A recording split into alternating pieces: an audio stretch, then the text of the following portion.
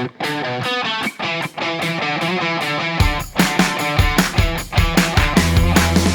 and welcome to the Smart Betting Club podcast. This is episode 75, and today I'm delighted to be joined by one of the owners and creators of a superb piece of betting software.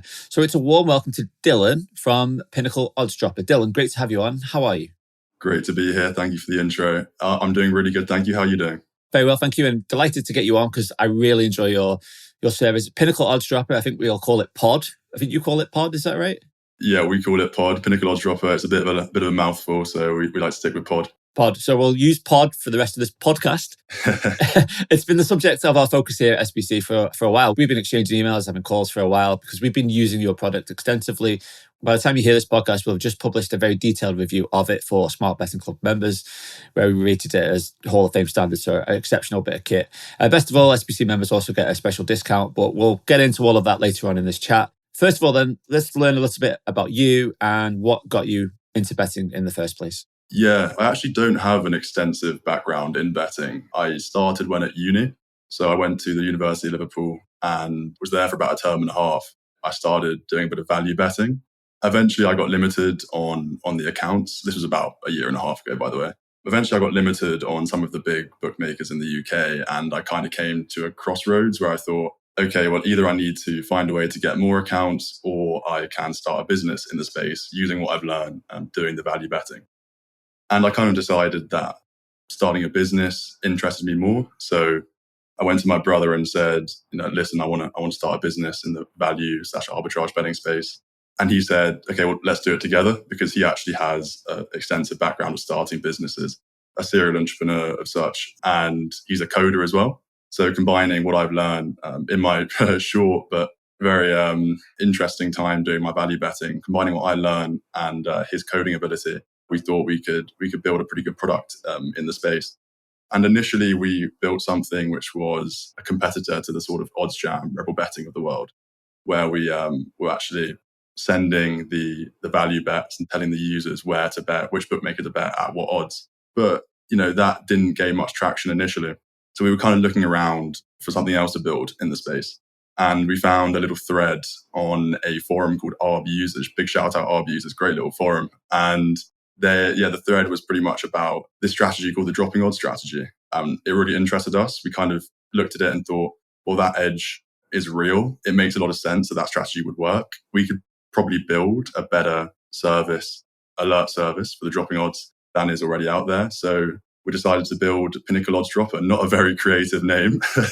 It does what it says on the tin. But yeah, that's kind of been what we've been doing for the past 14 months, something like that. And yeah, we are where we are now. Still plugging away, still trying to learn as much as possible, because as I said, we don't have the most extensive background in sports betting.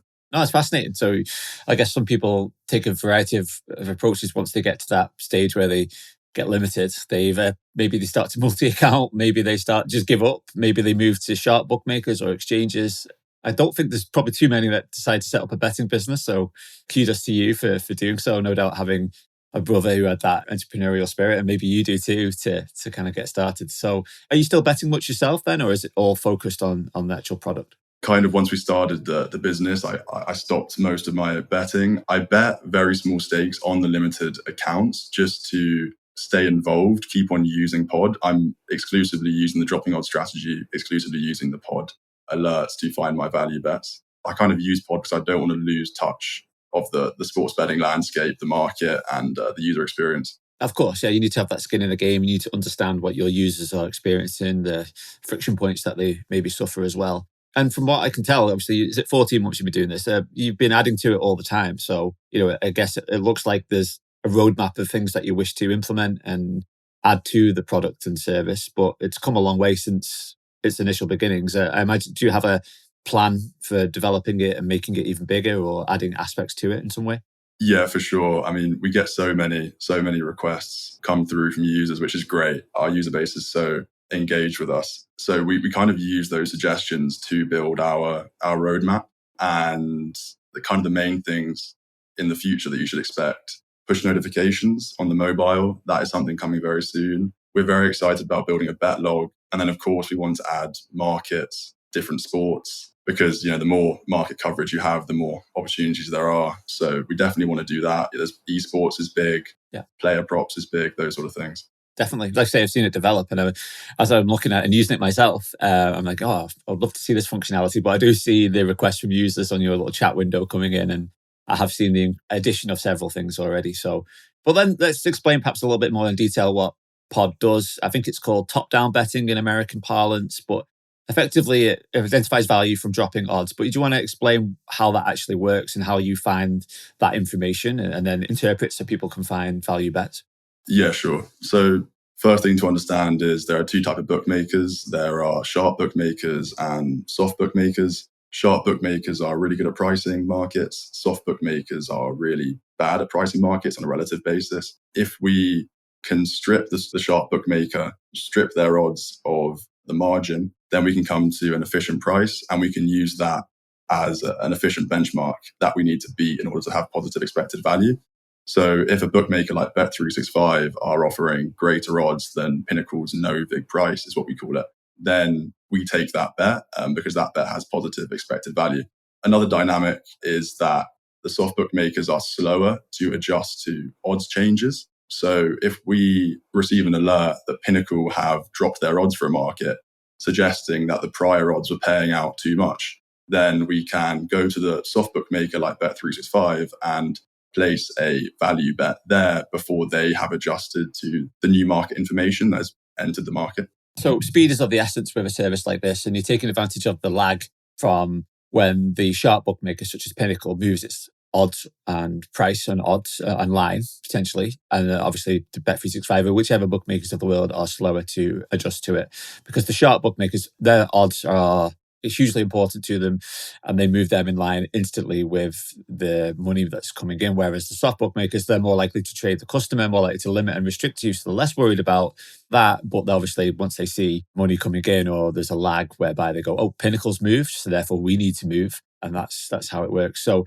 I think as well, it's worth explaining how Pinnacle have different market sizes, and you can rebet with them. So if you bet with a soft bookmaker, you might say a maximum of £200 on this bet. But with Pinnacle, it might be maximum of, they do it in US dollars, it might be a maximum of $500 at a certain price. And then they move that price, and then you can rebet it. So in a way, you continue to, if you really want to back a certain team or player or market, you can move the price very quickly with some sizable stakes, can't you? And your service monitors all of that. Yeah, for sure. So every new price that Pinnacle offer, the limit is reset for you. So you can go and bet whatever the limit is. That's an interesting thing unique to Pinnacle, I believe. Market sizes, that kind of leads on to quite an interesting discussion about, obviously, efficiency tends to be the bigger the market, the more efficient the market. So we have kind of like a limit filter for our alerts. So you can isolate only the larger markets on Pinnacle. Yeah. If you only want to bet into more efficient markets, which isn't necessarily suggested, because I kind of believe you can bet into any market, but I think we'll talk about that a bit later. Yeah, we'll do. So how about the sports and market? You said you want to increase them, but you've got 7 or 8 at the moment. What are the main sports that you focus on? Main sports, soccer, basketball. Those two are really big just because there are so many events. Baseball is very popular. Those are kind of the big three. Obviously, American football has less games throughout the year. Yeah. Volleyball and netball actually surprisingly have, quite a lot of value, because I believe the odds providers for volleyball and netball, they aren't so interested in being so price sensitive because there's just not a lot of volume going through compared to soccer and basketball. So that kind of makes sense that you find quite a bit of value there. Yeah, and I think tennis is the other one that I seem to get some alerts for, especially during qualifying for big events or big tournaments. There seems to be a lot there. Yeah, true. With the sports you cover, though, you can get a lot of alerts in the course of a day, depending on how you set it up and the filters. But it's fair to say you don't have to worry about quantity of bets. Even if recording this in the middle of June, when there's only the Euros really going on in a few leagues, but there are enough leagues and enough interest for people to get hundreds of alerts on any given day, aren't there? For sure. And I think soccer, basketball, and you're right, tennis is a big one as well. Those sort of sports carry a lot of the weight, send a lot of alerts, and there's lots of value opportunities in those sports. The alert comes through. There's a little noise that comes up on your computer or your mobile to tell you to go and pick that bet. And that's what they do from there, right? So the user, to make the most of this, well, they can't bet with sharp bookmakers because they've already moved. Exchanges is going to be hit or miss depending upon, again, the move, the size of the market, liquidity, if they actually have it. from there, it's really using soft bookmakers, isn't it? So it's only going to work if you have, obviously we all know Bet365, but all the other soft bookmakers out there are going to have that as well. So it's very much about having that account ready to go with funds inside of it and, an idea of how to find the particular bet that you're getting on. So how do people find that then? Do they get in tune with the idea of the speed requirement of betting it? Do people follow it for a few hours on a weekend or a few hours every evening? What's the feedback you get from members and actually using it? Yeah, that's a really great question. The speed is so vital, as you say. So we really encourage users to practice reading the alerts. Make sure to have the bookmaker tab open while you are on pod so you can quickly switch over to it. Even have the search bar ready to go on the bookmaker so you can quickly get to the market. And then again, as you mentioned, people after a while, they figure out, okay, this is a really great time to be on pod, to be monitoring the market because I know that there's going to be lots of alerts coming through. And that does tend to be in the evenings, Friday, Saturday at the weekend. So we see a lot of usage around then. Obviously, Pinnacle release different markets at different times. So depending on what sport you're betting, you just need to get in tune with when those markets are released maybe, but also when there's lots of activity in those markets. Yeah, so like during the traditional season, you might see, on a Saturday, for example, from midday onwards, whenever the games let's say the games kick off at 3:00 or the English games, from 2:00, you might get a lot of alerts to team news that arrives in or changes in the odds based on that effectively. But obviously weekends at that time. So it's something that you can use. You don't have to use all the time. You can just use it on those days and times that you have availability for. And in terms of staking as well, it's the question I had because we've looked at that and having that speed of placement is important. I believe the best approach is just going to be level staking because you're not going to have time to work out Kelly staking or over optimal staking approaches. Do you have any thoughts or advice on staking using your service? I have the exact same opinion. I just use level staking, 1 or 2% of bankroll. And it's because you just simply don't have enough time. Speed is of the essence. If you are wasting time trying to calculate the Kelly stake, then the opportunity could go. So it's better to just get a bet down using a flat staking method. And obviously, I guess the elephant in the room is bookmakers and limitations. That's going to be a very real concern with a service like this, but that's natural for any value approach. But it is just generally part of the game, isn't it? You go to some bookmakers are going to close you quickly. Some are probably not going to notice what you're doing. Do you get much feedback from members about bookmakers and good and bad from that perspective? Yeah, limitations. They are always going to be the elephant in the room, as you say. Our users do get limited by the bookmakers. We like to think they get limited slightly slower compared to other more popular value betting services, just because there's more volume going through like an odds jam. So it's kind of more obvious for the sportsbook traders. And also our alerts are far more configurable. So people are finding kind of their own little corner of the market to find value in. That's an advantage. Yeah. You mentioned there about the filters, and I think they're really interesting because you can set up, I haven't mentioned the alerts. You set up an alert when you get Pinnacle Odds Dropper, don't you? So you've got some preset ones that we've got in the review that people have used, and people can load them up into their Pinnacle Odds Dropper. But you can effectively tailor it to the sports and markets that you wish to focus on, and the size of the move in the market, the type of odds, how close it is to game time. All of these things are configurable, which is what is so good about your product. Whereas some of your competitors, you don't have that. You'll get an alert if it's $100 market versus if it's $1,000 market. You can filter in and out certain leagues, for example. Have I missed any filters off there? Talk me through the configurations and how users use Pinnacle Odds Dropper to identify the kind of markets and leagues that they can bet with. Yeah, so on the silver plan, you get 10 alert configurations, and those would just be dropping odds alerts. On the gold plan, you can have up to 20, and they could be dropping odds, opening line, or limit change alerts. Just to focus on the dropping odds alerts, what I see a lot is people will have a configuration set for a particular bookmaker. So they might have a Bet365 account that they're betting on. So they'll have a configuration for Bet365. They might have a William Hill account they're betting on. So they'll have a configuration for William Hill. And generally the difference will be the sort of like competition filter, what they've got in the competition filter. Because obviously the markets offered between a William Hill and a Bet365 can vary quite drastically depending on the sport. I always give the advice that if you're new to pod, play around with the configurations, because the perfect configuration for yourself is going to be far different to the perfect configuration for somebody else, because you might be in a different country, have different bookmakers available to you. You might be wanting to bet into a different sport. You might not really understand Asian handicaps, so you want to stick with Moneyline. So definitely just play around with the configurations a lot, and you'll be constantly tweaking them. Even I've been using Pod for a long time, obviously doing that the small stakes, as I mentioned, and I still find myself tweaking them frequently. Yep. So it's as you get to use it, you start to filter it and get familiarity. So like you say, it's the summer at the moment, so you're getting these alerts for the Finnish league or the Swedish league. And I've been removing those leagues from those alerts whereby I don't have that particular league with the bookmaker I'm able to bet with. So I find that quite useful. And the other thing, you've got the no vig price, which is actually really good because that obviously strips out the bookmaker's juice from it. Tell me tell the listener why that's so important and how you can use that to make sure that the bet you take is actually value. Yes, the no vig price is an incredibly important piece of information that comes with each alert. And what it is just Pinnacle's price with their margin, their vig, the same thing, subtracted from it. And we use that as, we call it the efficient benchmark. So you have to beat that price if you want to have a value bet. So if the odds are higher than the no vig price, you should place the bet. If they are lower, then you shouldn't place the bet. Now, depending on the efficiency of the market, and you can kind of get a gauge of that from looking at the limit and the vig and how far away from kickoff the market is. The premium that you demand over the no vig price should be proportional to the estimated efficiency. So if the efficiency is higher, then the premium needs to be lower, so actually inversely proportional. And if the efficiency is lower, then the premium needs to be higher.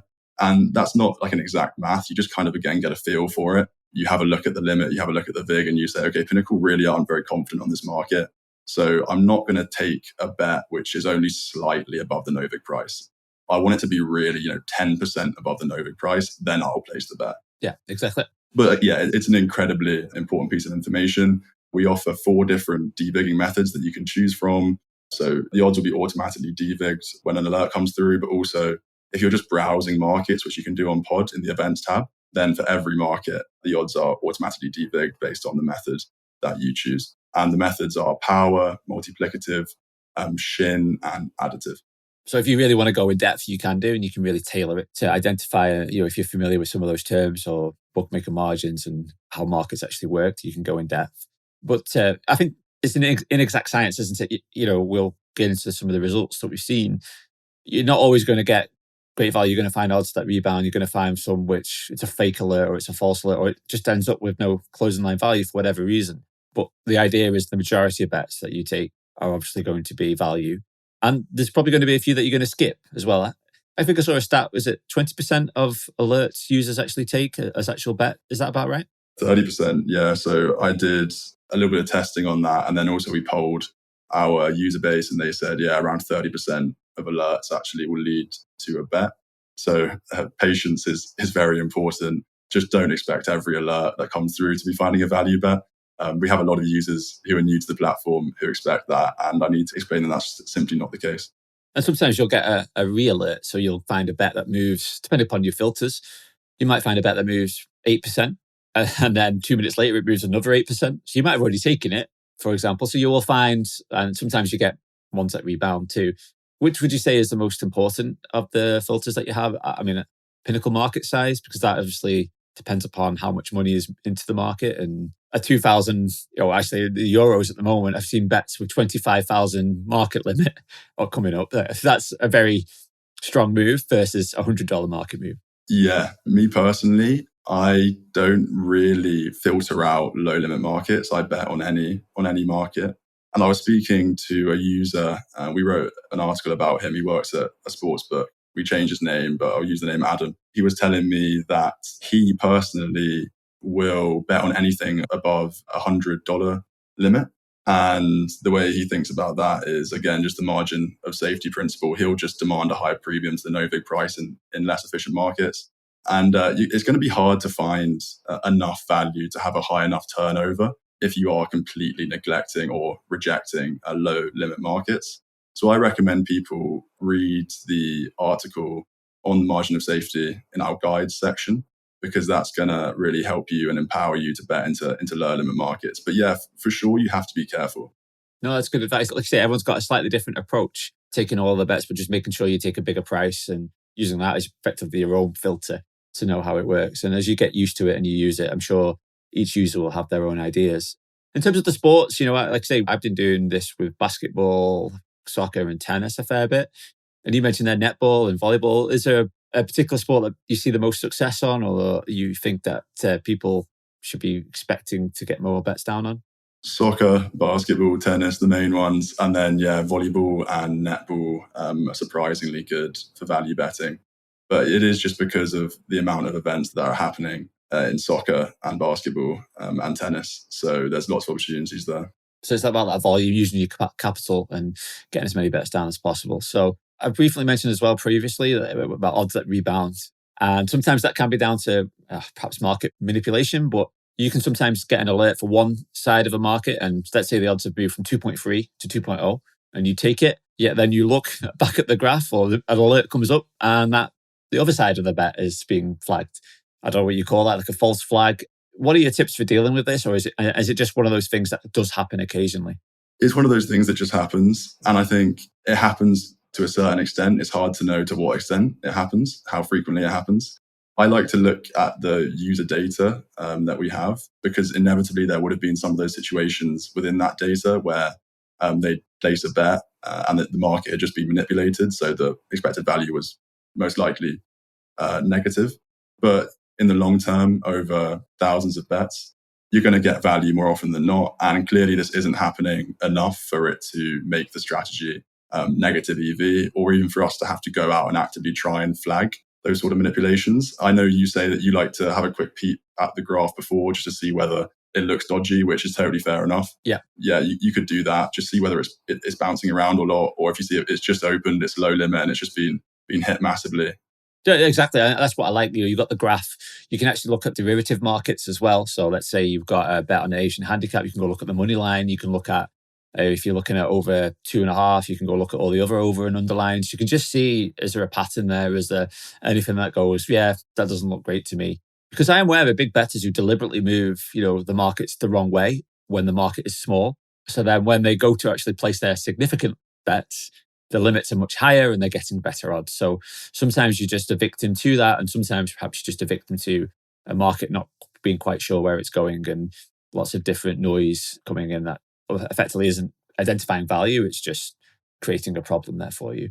So yeah, definitely use the graph if you can. And I think that's a relatively new addition, I think, isn't it? You've got all the market size, you've got the odds move and the time, right? So all those things you can, if that's a move 5 minutes before a game, you can probably think they're probably not going to move it too much more the other way. But if it's 5 days before a game or 5 hours, you might think that, okay, there's still room for that to change.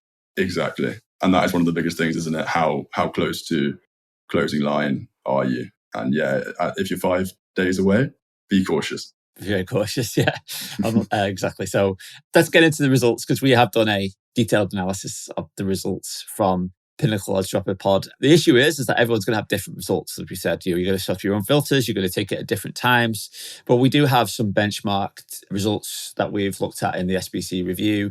There's a chap called Charles, and what's good about his results is we have a lot of data, but also he's got the CLV. He's put the closing line odds in, and he has CLV on them. Let me just walk through his edge, because we've got 1,500 bets and he's made a 10.14% ROI. That's at level stakes.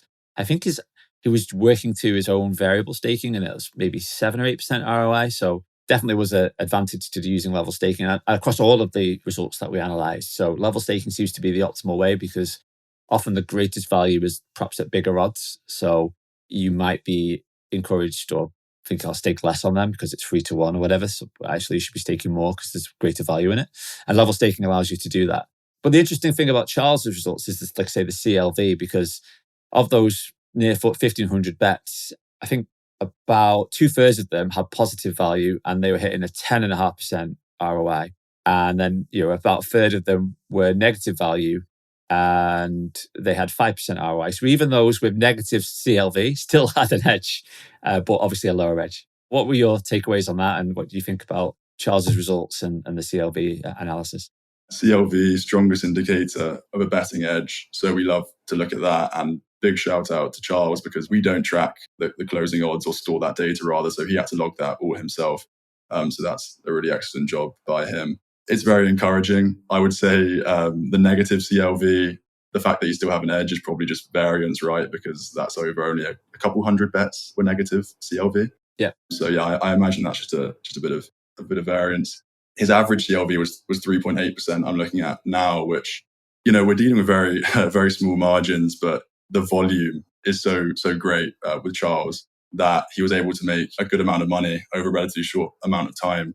So yeah, if you're using pod and you really want to check the edge, then track CLV. Track CLV. I mean, you can do it in your own bet by bet way. You can have a look at a bet and then look at it 10 minutes later, or look at and just have a kind of a quick look at it at the closing line markets. But it's always, if you ever unsure, it's obviously good to keep a record of it. The other thing from Charles is we're not saying this, you're going to win every week with this, because, you do have that level of variance. And I'm looking at his results on a month by month basis, and you see December and January had a 34%, 17% ROI. But then you get into February, it made 2.5%.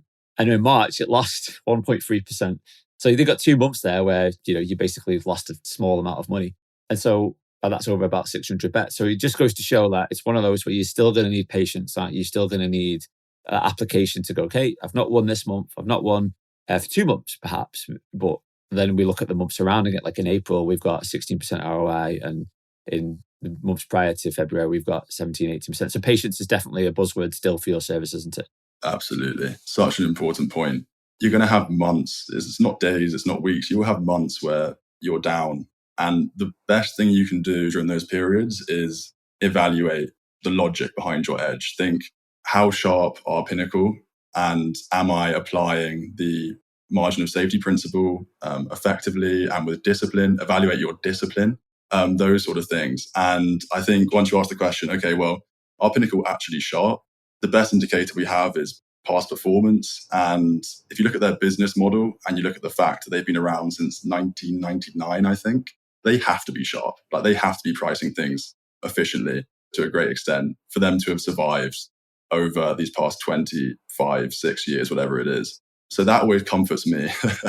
And then I like to think, okay, well, how disciplined am I actually being with the margin of safety? Is it $150 market and, it's a 2% premium to the Novig price? And am I placing that bet? If I'm placing that bet, I'm probably being too lenient and not being disciplined enough, and I should be demanding a higher premium. So those sort of things are important to look at. And then just, remember that this is value betting. This isn't arbitrage betting. There's going to be ups and downs. It's variance, and variance can occur over a surprisingly large amount of bets, hundreds of bets. So you just need to weather the storm, stay patient, stay disciplined. Exactly, yeah. And 600 bets might sound a lot over that February, March period, but it's not in the context of things. So sometimes you can find anyone that's done some of those charts and graphs that looked at strike rate and what you can expect. It's quite normal. So the advice would be, like, place as many bets as you can. Obviously, manage and check your strategy and your filters, and you're not taking poor value. But if you are confident you are, then just keep putting more bets through, because eventually that will turn and you'll see the benefits of it. So that's Charles, and we've got a full analysis on him. So we're just taking out some of the highlights for this particular chat. But Tony is a second interesting benchmark set of analysis we had. Now, he's focusing on tennis. Is he picking out bigger markets there, which have a slightly ROI, but perhaps allow him to get bigger bets on? What's your understanding of Tony's strategy? I think he is picking up bigger markets. I think tennis tends to have bigger limits generally. So I think that it might be reflected in his betting. It's a smaller sample size. It's 537. So it's not as extensive, but the yield is good, 3.6% yield. He made $2,900 on $80,000 of turnover. So pretty strong. I believe it was only over a couple of months. So it's pretty impressive turnover for such a short amount of time. Yeah. So even if you're hitting a small ROI, you're churning through that because you're betting high stakes and you're able to get on high stakes with some of these firms. And probably in some of these bigger markets, you're not going to stand out as much as if you are taking, netball bets or smaller market bets where they're going to go, well, we don't take much on that. So any winners on those markets are going to be standing out a little bit more than someone maybe betting on high level tennis tournaments. Right. I think we have, we use yield and ROI. I use it differently to you. You're probably right. We're going to assume you're right because you've been in this game way longer than me. But yeah, his ROI was 3.6%. Yeah, I think you might be looking at advised staking. I pulled out the level staking for my notes for this one. So it's profitable, but obviously there's different ways to chop it up. We could even look at return on capital because we've done that in the review. So when you're taking something like what Tony's doing, okay, you're making a lower ROI, but you don't need as much bankroll because you're not going to have the variance. So sometimes on an ROI basis or a yield basis, you might have different numbers, but what really matters is the capital return, right? So you're using that capital and how much you can double your bankroll, perhaps treble your bankroll over a long period of time. Right. That's ultimately what puts money in your bank account. Absolutely. And then turnover is so key, isn't it? Because you can have such a small edge, but if your turnover is incredible, then the return on that capital can be pretty mind-boggling. It can, and I was reading some tweets from Matthew Trenhale, and he was saying how one of the most important things is to use your capital, use as much as you can as a bettor. So don't leave it lying around. Use it as much as possible, because if you're betting positive value, you're able to churn through more profits from that approach. So I thought that was really important advice and very absolutely useful for a product like this. If you're going to use it to take 10 bets a week at higher odds, you're going to ride quite a roller coaster. But if you're taking 100 bets a week or 200 bets a week at even smaller odds, a smaller return investment, you're probably going to enjoy a smoother curve. It should be beneficial. It depends on each person as well, their approach to risk. If you want to bet 10 to 1 shots that drop to 6 to 1, then it's not going to be smooth sailing for you, is it? Not at all. Yeah, absolutely. Your appetite for variance is going to dictate what you set your odds range to be on pod. Yeah, that's 2 examples. We got some more in the actual review itself. People using pod to find value across different sports and different approaches. Is there any other, have you mentioned Adam there, any other people or users, ways that people are using pod that are being effective? Mainly just the dropping odds strategy. We do have the opening line and limit change alerts. We don't advise that new users sign up to the gold, or inexperienced bettors rather than new users, because it's going to be hard to utilize the opening line and limit change alerts effectively. Whereas the dropping odds alerts, the dropping odds strategy is very easy to understand and you can get started right away. And the edge is sensical and it has data to back it up.